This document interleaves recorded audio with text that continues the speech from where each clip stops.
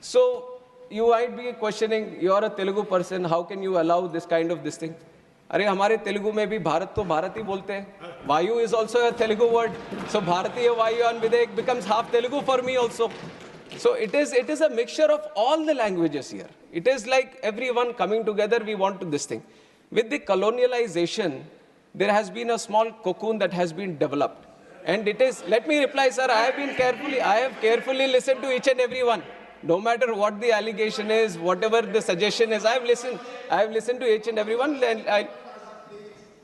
and I'll address the chair. So when this whole colonialization happened, we were created like a cocoon. Now, under the leadership of Honorable Prime Minister Narendra Modi ji, we want to break that cocoon and bring the butterfly out and show the colors of true India, and that is what we are doing here. And this name is a small indication towards it. The text is there in English, so there shouldn't be any problem for any English-speaking person to in fact get afraid that there are 3 words here. कभी तो अभी लगेगा कि Copernicus lane है यहाँ पे, किसी के गली में अटकता है तो बदल दे क्या उसको? कॉपरनिकस लेन तो है ही. And my name is Kinjarapu Ram Mohan Naidu.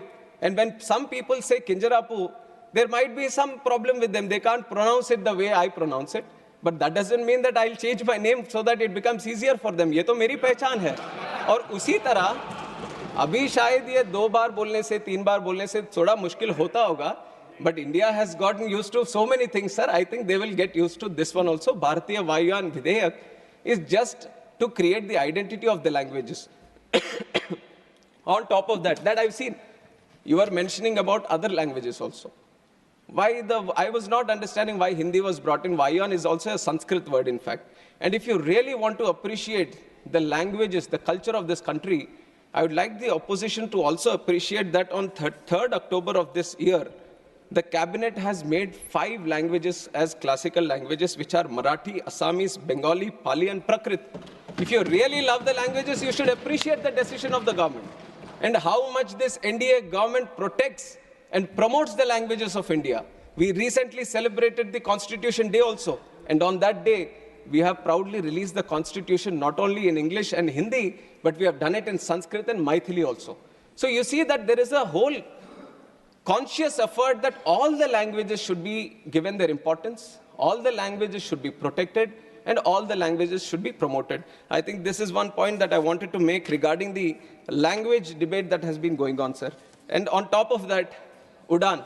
I have already given the numbers during my opening speech also on how the numbers have doubled, in fact, from 2014 to 2024.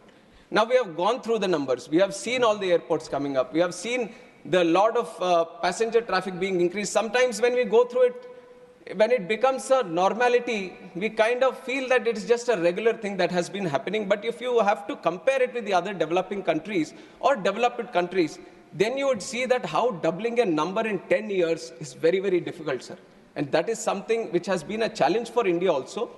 And that challenge has been successfully addressed, and we have doubled the number of airports, doubled the number of passenger traffic that we have, and doubled the number of aircraft fleet. But for us, I can proudly say, under the leadership of Modi ji, aviation is not just looked upon as how many. I also agree to a certain point that it's not about just the numbers. Numbers I'm giving to show you a picture on how much progress we have made. But if you look at the true sense on why we want to promote aviation, why we want to make it one of the best sectors in the country, in the whole world, because when we talk about aviation, we talk about tourism. When we talk about aviation, we talk about economic activity. When we talk about aviation, we talk about real estate growth. We talk about job creation. When we talk about aviation, we talk about industry. When we talk about aviation, we talk about commerce, we talk about trade. And we talk about aviation, we talk about culture. And when we talk about aviation, we talk about agriculture also. And that is why aviation is a very important nodal sector that needs to be given that push. And with this idea, I'll get some water, sir. Please.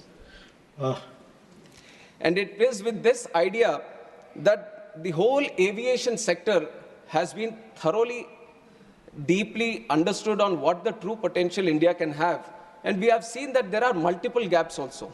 Now 90,000 crores capex has been put into the infrastructure to create the infrastructure in airport infrastructure. But creating infrastructure, that itself is one challenge. And when I took the charge as a minister for this aviation, sir, I have promise the people of this country that, ma'am, thank you. Thank you. She has always been so caring, sir. Like a mother, always. Thank you, ma'am.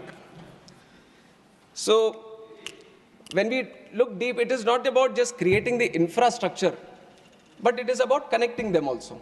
Now, you can spend a lot of money, you can create the infrastructure, you can create more airports, but the ultimate challenge, thank you. The ultimate challenge is how do you connect?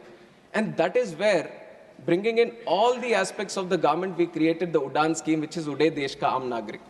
Through the UDAN scheme, the challenge of these airlines, because it is a market-driven industry, where they feel there might be a non-viability in running a route, the government has taken the responsibility a little bit on himself, and it has said that why don't we provide the viability gap funding? It was the first time that it has been done at such a large scale.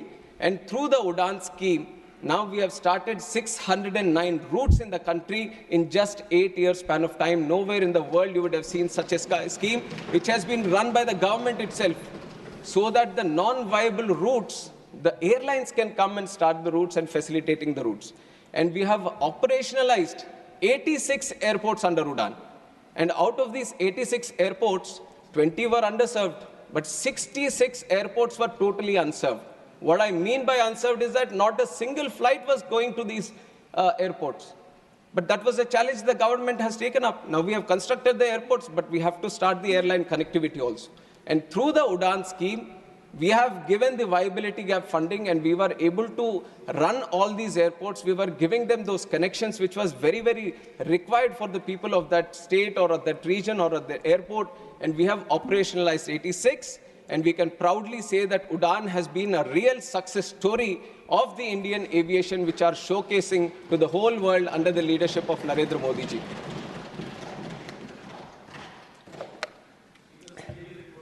And why I say the whole world, sir? In fact, in September, we have had one conference also, Asia Pacific Ministerial Conference, where 41 countries were participating, and there were stakeholders from aviation across the globe also who were participating. And 29 countries have sent in the best of the people who represent aviation from their countries.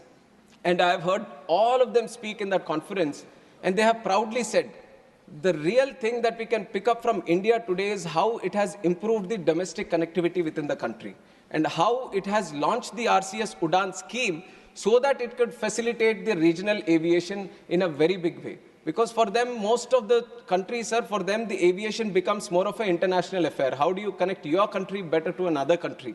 But a lot of them couldn't crack the challenge of internal connectivity. But now with this UDAN scheme, we are showcasing it to the world that a little push,